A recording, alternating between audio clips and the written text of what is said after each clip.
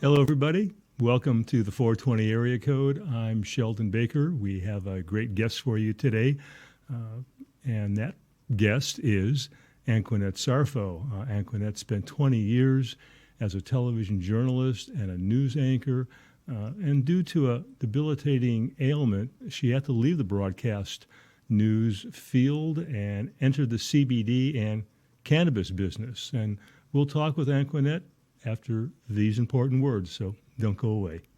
Not all hemp oils are created equal. Let Verdant Oasis show you why. Verdant Oasis is a vertically integrated hemp-centric raw material grower, manufacturer, and supplier.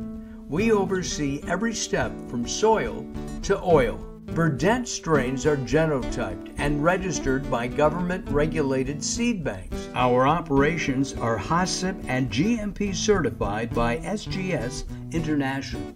Verdant Oasis has the most comprehensive global safety dossier for hemp extract, setting the benchmark for FDA acceptance and NDI compliance, the gateway to the food and beverage industry. Our hemp oil ingredients are accepted and authorized by the FDA, USDA, and DEA for interstate commerce throughout the United States.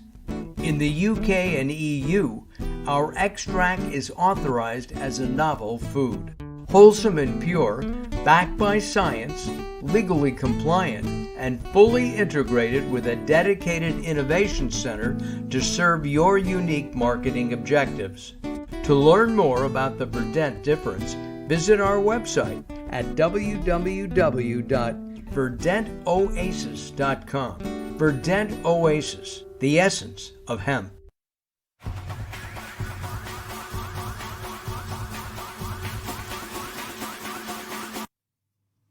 Welcome back. My guest today is Anqunette Saroh. Anqunette, thanks for joining us. Thank you for having me. Yeah, pleasure. Is it cold in Michigan where you are? Oh, yeah, it is. I think, well, actually, it's up to 32 degrees right now. I got in about an hour ago. So not bad for January in Michigan, where we've had much worse. We got a few inches of snow, so that was nice for this time of year. We didn't have a white Christmas, but the day after, Sure, yes. or a couple of days after, made up for Indeed, it. So. but when you said it's 32, that means you might get more snow.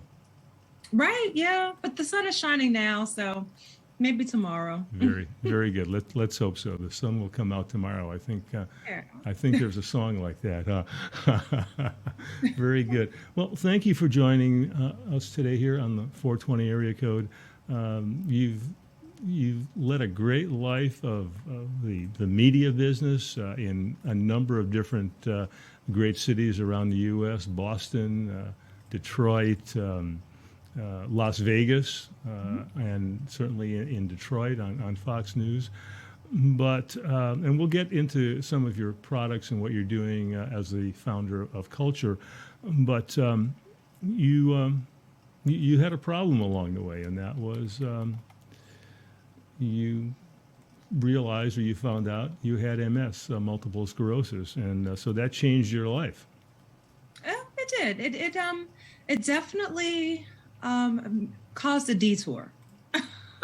I would say I never had the desire to become an entrepreneur.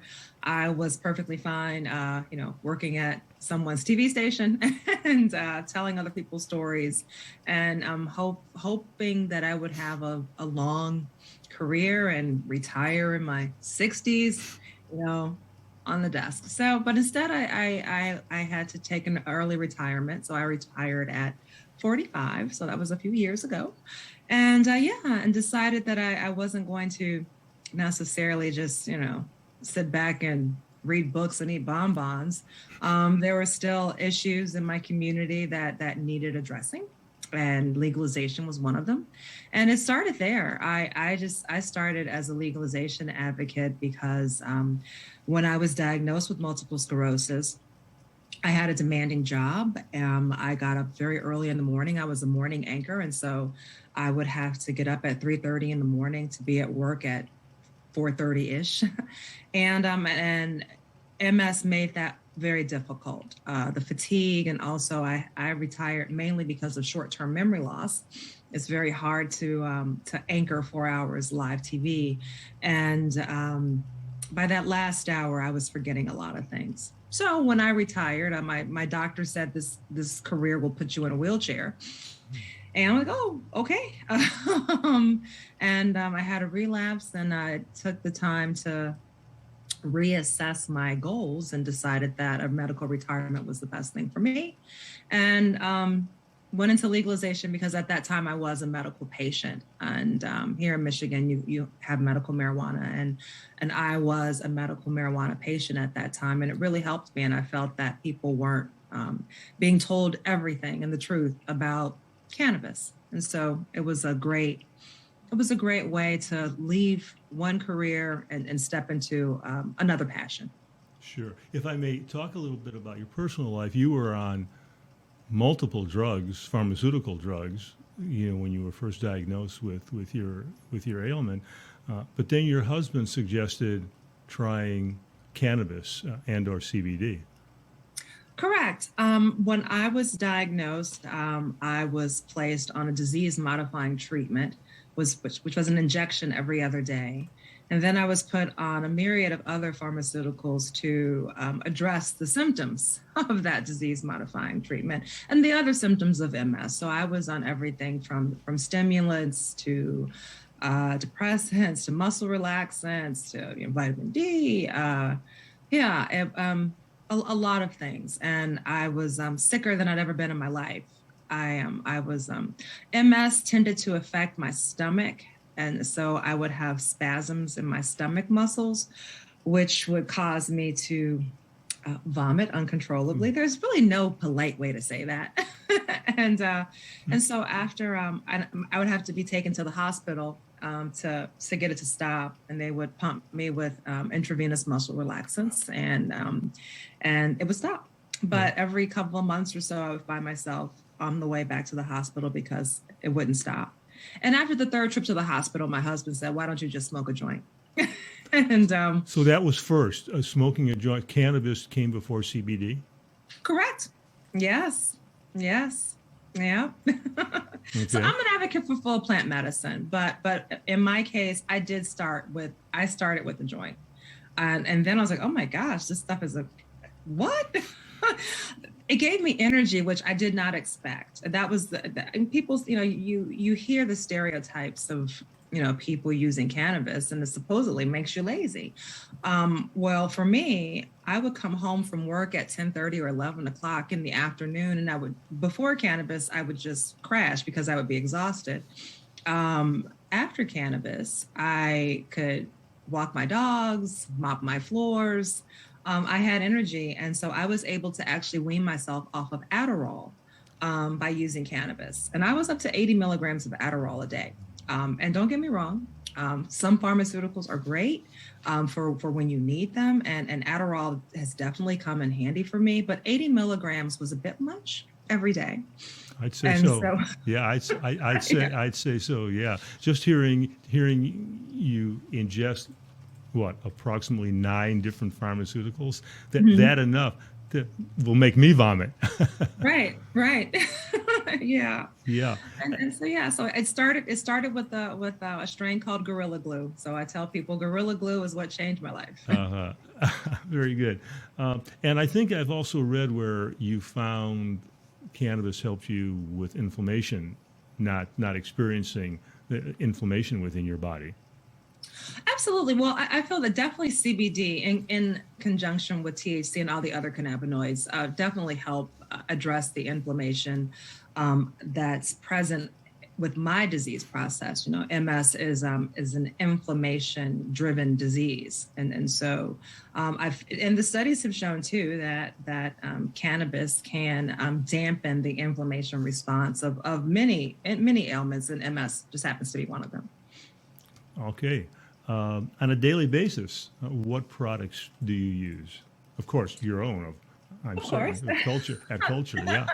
Yes, yes. But I do smoke cannabis. I vape cannabis. I have an array of vaporizers, but I tend to smoke and vape if I want during the day. But my regimen is I take my energy tincture in the daytime. That's a THCV product for energy, and then I take a sleep tincture at night, and my sleep tincture is Delta 8 combined with CBG. I also just like in the middle of the day, just because I like the taste, I eat a couple of gummies. I have CBD gummies because they're nice. And also if I find myself if I have a tougher time going to sleep, I'll take higher doses of CBD. I have a 3,000 milligram tincture, so I may take 100 milligrams of CBD just in case I have some issues like with traveling and things like that if I have a hard time. So it varies, but my go-tos are my energy tincture and my sleep tincture. And and a gummy just because gummies are great. Yes, aren't they? Yes, I think so too. How about your passion? I know you're very passionate about helping others and working with others and educating others. You do a lot of this within the culture within your company. Yes, I found that when I became involved in advocacy, you had a lot of misconceptions out there, misperceptions out there, and so that was part of it. Just saying, "Hey, look, I use this every day. Here's how it helps me." You don't have to get high, because when I came out of the cannabis closet, I had a lot of people reach out to me to see if it could help them. And so it started there. So from people reaching out to me on Facebook, then I started having tea parties because it was just easier to manage people that way. I knew that was going to happen. Sorry. And so we started having tea parties at a bud and breakfast in Detroit, and we would have about 25, 30 women. I tended to keep those in-person meetings to women only, mainly because it's women I have found are more comfortable expressing themselves in a female-oriented environment. So if they have questions and they're shy, then just having it just women tended to work better. But I do have other events where we have like co-ed tea parties. And because of COVID, we did put the tea parties on Zoom.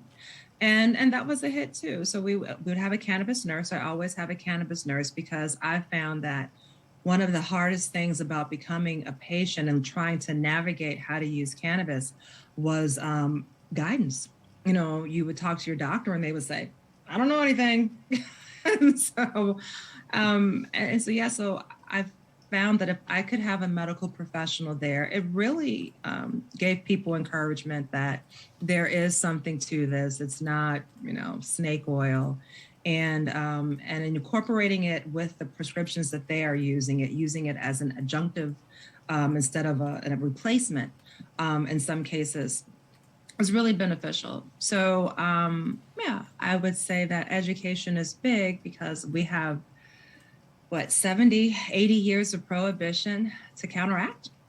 And we have a lot of misinformation to challenge and change. Sure, so. Absolutely, yeah. And certainly we know that hundreds of years ago, the Indians worked with plants, right? Absolutely. To cure people or help people get through their ailments. So we have plant medicine here with cannabis. Absolutely. So that's really what it is.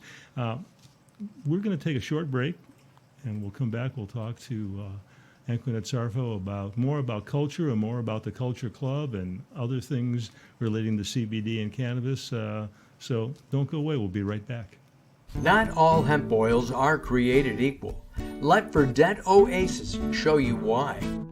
Verdette Oasis is a vertically integrated hemp-centric raw material grower, manufacturer, and supplier.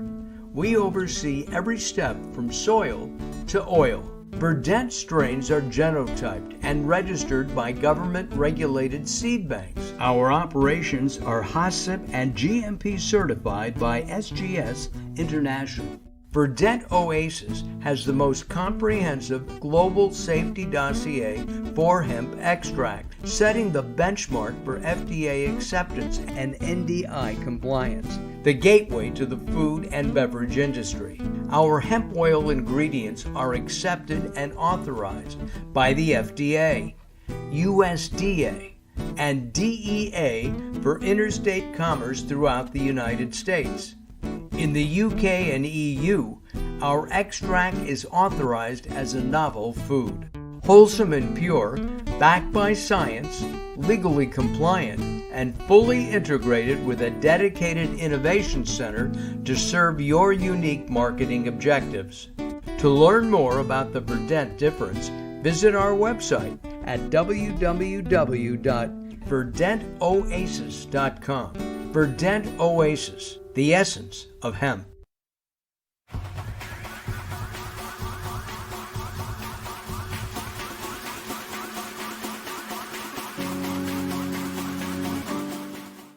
Welcome back, everybody. We're talking with Anqunette Saroh. She's the founder of Culture and the Culture Club in the Detroit, Michigan area. Overall, what changes did you have to make in terms of, say, diet or exercise? Because I would imagine that's part of it too, going through the MS situation. Well, I try to stay active, but I'm not so great at it. So that's something that I could improve on. But when it comes to my diet, I do what I call a modified version of the Walls protocol.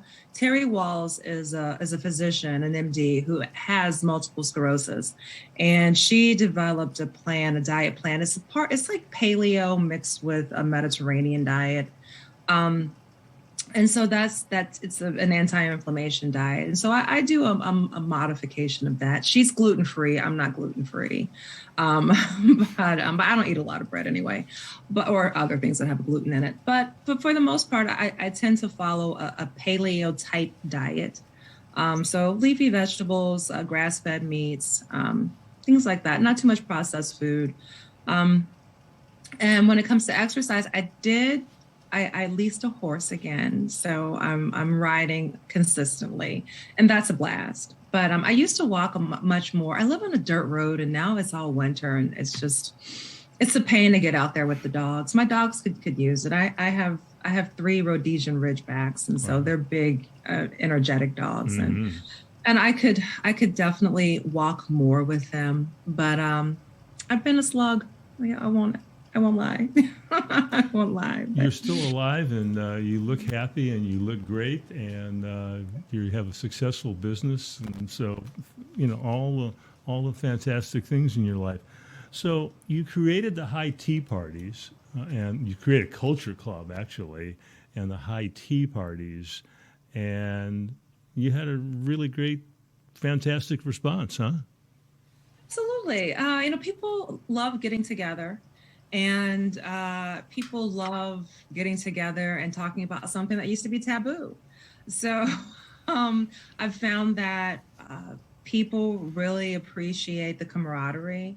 People appreciate having an alternative to alcohol. And we have events where we infuse food, and so it's a culinary experience. I'm a board member of the Michigan Cannabis Industry Association, and so every year we have an industry tea party at our summer annual, and that we pair with teas with cheese and food, and we talk about terpenes. And next year I think I want to do it with wine, since we always have it at a vineyard. Like, why not have a cannabis and wine pairing? We've taken a Culture Club, and it started as a place where people can come and learn about cannabis and sample it in a safe environment, because that was a big thing too. We ended up helping people learn how to consume. So if you've never heard of a dab, we'll tell you what a dab is. If you want to do a dab, we'll show you how to do a dab. If you use too much, we're gonna give you lots of CBD, and we're gonna make sure you're hydrated and wait for it to wear off before we send you on your way. And then we send the people away with goodie bags as well, so they can experiment at home. This past summer, we even did a puff pass, but no passing, and paint party. So we all, we all did little arts and crafts, and at a really cute place, a juice bar in Southeast Detroit. So it was a predominantly Hispanic community, and it was great to show different ethnicities, different cultures from our community, and just have a great time and a safe time, and to learn something and going home actually feeling better. Yeah, which is a great thing. Do people sometimes ask you, we still have all of the issues with COVID, and the variants. Do people sometimes ask you if I take CBD or cannabis, it might help me get through this pandemic we're in? Do you ever get those kind of questions? I bet you do, huh? Sure. Yeah. I had there is a nurse that the nurse I work with. She works with another nurse, and that nurse, she shared with our group that when she and her family had COVID, she broke out her volcano vaporizer, and the whole family made sure to have a few doses of CBD and THC flower. So she felt that it helped with their lung capacity. But I tend to stay away from medical advice. I tell people if you have COVID, get through it the best way you can. You're not a doctor. You've just played one on TV. Correct. Absolutely. Stay hydrated. Wash your hands. Wear your mask. I'm vaccinated, but it's such a touchy topic with people. So I just say, do what's best for you. But when it comes to if CBD or if cannabis or THC strains will help you with COVID, that's outside my pay grade. Yeah. That's what I tell people. COVID will kill you. So I'm not gonna. Indeed. What would you say is the best and the worst part of being in the cannabis industry, having a cannabis business? Yeah. The best part is definitely helping people. But the best part is, and also being at the beginning of an emerging industry. It's gratifying to see the fruits of your labor. When we started the adult use push here in Michigan, because again, medical use was already established, but I felt that as a medical patient, I had to give up my CPL, my concealed pistol license in Michigan. So I can't be a card-carrying cannabis user and maintain ownership of my firearm, which I felt was unfair. And I took a class. I'm married to a sniper. I should be able to legally own a weapon, and those are some of the cons about being in this industry. We still have a huge disconnect with federal policy and state policy. I've been kicked out of 2 banks. Right. But I'm the lucky one. I work with people who've been kicked out of 5 and 10 banks. So the good thing is being able to help people. The good thing is being able to see that, when I went into churches and I said, trust us on this, let us legalize and things could get better. Things are getting better. That Michigan has sold over $1 billion in cannabis. Those are tax dollars that many communities did not see. We were deemed an essential industry because we are essential, and that helps people through the pandemic. Anxiety went through the roof, and people turned to us and they realized, wow, I could use this and I can better my life, and I don't have to be high. I don't have to be so intoxicated that I can't function. I can still use this and function. It's wonderful that people realize that. It's wonderful that communities saw that having licensed businesses that sell and deal with cannabis could be a boom for their communities. It can help boarded up buildings and help put businesses in those boarded up business buildings. So those are all great things. But again, the negative things are the disconnect between state and federal policy, and still the stigma. And also we still have too many people in prison for past cannabis crimes. And until everyone is out, that's still a negative. So but that is changing, and hopefully it will continue to change. We just have a few more minutes left, but I know at one point in time you took a road trip to Colorado. I did. Is that something you can share with us in the next 2 minutes? Oh, sure, absolutely. Pressure's on. Okay. So yes, when I was in that period before I retired, but I was off on short-term disability, I was bored and I didn't want to watch the news because watching the news depressed me because I wanted to be presenting the news. And you'd been there and done that, yes. Right. So I became an armchair anchor, which is no fun. So I would turn off the TV and I started baking edibles. And I got this cookbook, Sweet Mary Jane, and it was from a cannabis baker in Colorado. And so I said, I would just love to go and visit her. And so I called her up and I said, hey, I'm in Michigan. Can I come and visit your bakery? And she said, sure, crazy lady. She didn't call me crazy lady. So my father and I, we packed up my car and we drove to Colorado. And I got to see her, and she's launched my dream of having a cannabis bakery someday. I get everything else but the cannabis bakery at this point. But yeah, we had a blast. I took a bus tour with 50 strangers, and we all smoked and did dabs on this bus. It was fantastic. I had great food, but it really showed me the possibilities. And I came back really excited to bring what I saw to Colorado here to Michigan. And I think that we're well on our way. It sounds like it. Now, how many years have you been in business now for Culture? Well, Culture has actually only been around, we'll celebrate a year in March. So Culture hasn't been around very long. But before then, my husband and I, we did own a provisioning center. They call dispensaries provisioning centers in Michigan. We owned one in Detroit. We sold it about a year after we opened to a multi-state organization. And now we're building out, and we're opening a 40,000 square foot cultivation center, hopefully in about 2 months. So yeah, applications, congratulations. and we're waiting for inspections. Yeah. Well, great success.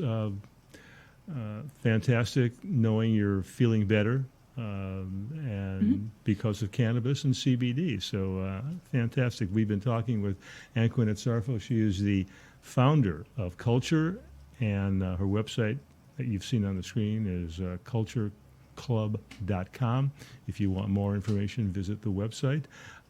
Thanks very much for, again, joining us today, and thanks to all of you out there for watching us today on the 420 area code. I'm Sheldon Baker, and we'll see you again next time.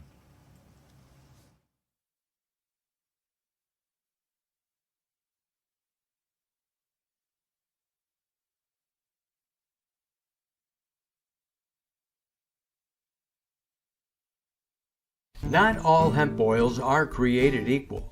Let Verdette Oasis show you why. Verdette Oasis is a vertically integrated hemp-centric raw material grower, manufacturer, and supplier. We oversee every step from soil to oil. Verdette strains are genotyped and registered by government-regulated seed banks. Our operations are HACCP and GMP certified by SGS International. Verdette Oasis has the most comprehensive global safety dossier for hemp extract, setting the benchmark for FDA acceptance and NDI compliance, the gateway to the food and beverage industry. Our hemp oil ingredients are accepted and authorized by the FDA, USDA, and DEA for interstate commerce throughout the United States.